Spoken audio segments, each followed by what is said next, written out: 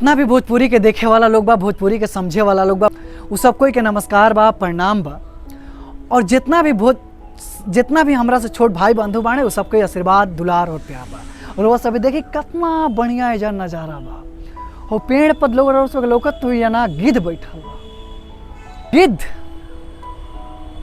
वो पेड़ पर बैठल बा, लेकिन ऐसा गिद्ध हमनी के समाजों में बैठल बाड़न सब। और वो गिद्ध के नाम है बाबा ओझा और भूत भगावे वाला। ये गिद्ध तब तक अपन काम करत रहता से जब तक, और जकरा पे ये उपचार करता से तब तक, जब तक वो मर नहीं खन जात, चाहे वो अपन जीवन खत्म कर निखन कर देत, जान गंवान निखन देत। आज हम इस शब्द के उपयोग ये से करतनी और ये से बतावल चाहतनी कि हमनी के समाज में अंधविश्वास ज़्यादा बा। विश्वास होखे के चाहिए, कैसे कि अगर विश्वास ना रही तो हमनी के जीवन ही नहीं है। हर एक जिंदगी के बुनियाद ही विश्वास है, और विश्वास पे ही कोनो चीज खड़ा हो सकेला, चाहे वो शिक्षा होखे, चाहे रिश्ता होखे, चाहे प्यार होखे। हर एक चीज विश्वास से जुड़ल बा। लेकिन जब विश्वास अंधविश्वास में तब्दील हो जाए तो हर एक चीज बर्बादी के कारण बनेला। जैसे कि रउआ सबके पता होई, अगर रिश्ता में विश्वास, अगर अंधविश्वास हो गई तो रिश्ता टूट जाए।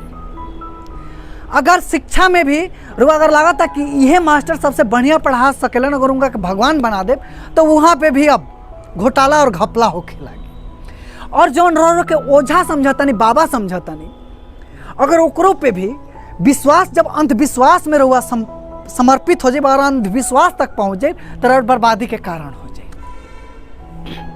हम अभी देखनी है कि हमने के समाज में जितना भी अशिक्षित समाज बा, वो ये बाबा के तरफ रुख ज़्यादा करता, और उनका लागत है कि बाबा ही बाणन कि हमार दुख हरी हन। तो औसन समाज के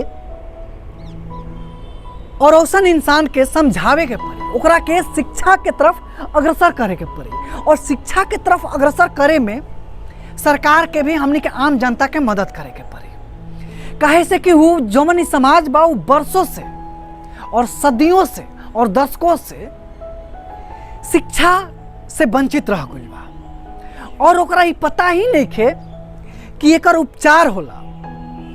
जैसे सबसे बड़ कारण बा कि हमनी के समाज में महिला बहुत पिछड़ा बाड़ी। महिला लोग जौन बाड़ी उनकर जौन उपचार बा वो घरेलू उपचार में ही ज़्यादा सीमित बा, और घरेलू उपचार से जब निकलता तो ये अंधविश्वास के तरफ पहुंच जाता। हम देखने कि हमने के समाज में बहुत ऐसा घर बा कि अगर महिला के कोई बीमारी होता, कहीं कोई बीमारी होके तो ओकरा के डॉक्टर भी ना ले जाके बाबा भी लेके जाया जाता। अगर महिला के गर्भ धारण नहीं होखत तो बाबा के भी लेके जाया जाता। बाबा उपचार बताता कि का करबू तो तार गर्भ धारण हुई, स्वास्थ्य में पहुंच जाती है, और वैसा एक कम्युनिटी बन जाता। रउआ बाबा से ज़्यादा डॉक्टर के पास जाए के पड़ी और ओहिजा उपचार लेवे के पड़ी, ना तो बाबा रउआ के साथ थे और रउआ भावना के साथ तब तक खेलत रही जब तक रउआ अपन जान न गवाते। अगर बाबा भूत भभूत वाला है तो समझ जाए कि वो ढकोसला ही है। जड़ी बूटी और आयुर्वेदिक में उपचार हर एक बीमारी के भी बा, लेकिन वो कहाँ से पढ़ के आइल बा, कहाँ से ओकर ज्ञान प्राप्त होइल बा, एकर जानकारी लेल जरूरी बा। अंधविश्वास कइल, केहू पर विश्वास कर देल एकदम कि ना इनका से उपचार हो जाए, ये अपना जिंदगी के साथ और अपना जीवन के साथ भी खिलवाड़ बा। कहल जाला कि 84 योनि के बाद एगो हमनी के इंसान रूपी जीवन मिलेला।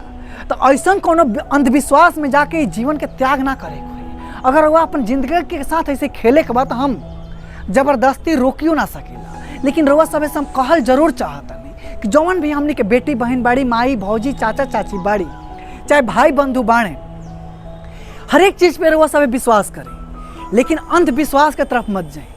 काहे से कि अंधविश्वास इंसान के मौत के तरफ लेके जाला। एकरा अलावा कहीं होकर सुंदर भविष्य के कल्पना ना करे और उज्जवल भविष्य के तरफ ना पहुंचे।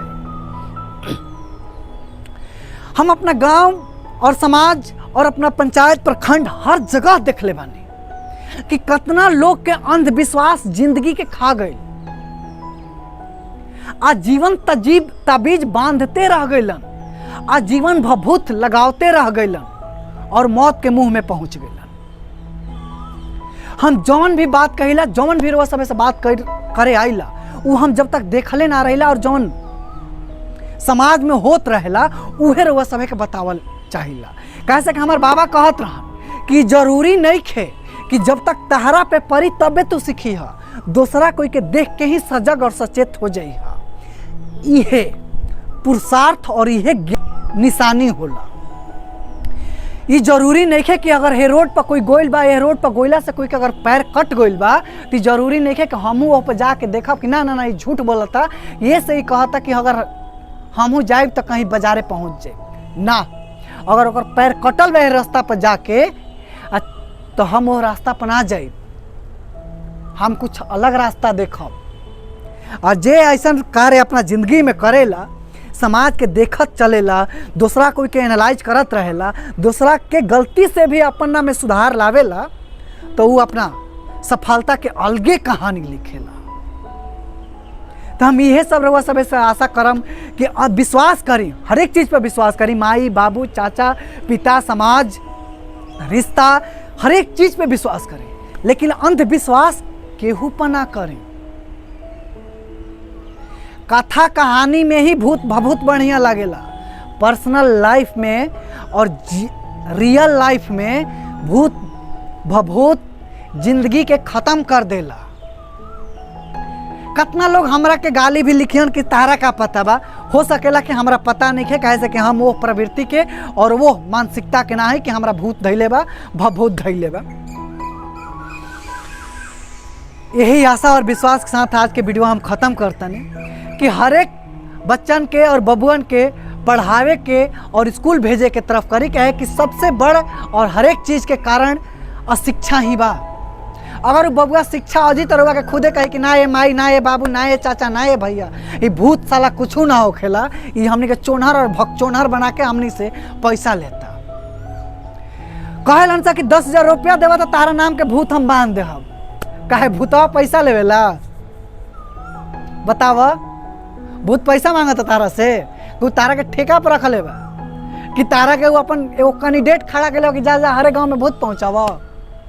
धात मार दे, अपना चोनर समझ ले बड़ा, मारा बीटा के फेंक देवा पेकौर, बुझाइल नु? समाज में गंद फैलावल बंद कर। गिद्ध मरल जीव खाला, तू हमने के जियते खाए के तड़ समाज के। रउआ सब ऐसा जितना समाज में ऐसा ढकोसला बनन सब, एगो मोटहन खोरचा बांस ली और के जब तक मारी तब तक वी ना कह देवे कि ना दादा हमार भूत अब छोड़ देलस, अब हम वो झैटी ना करब।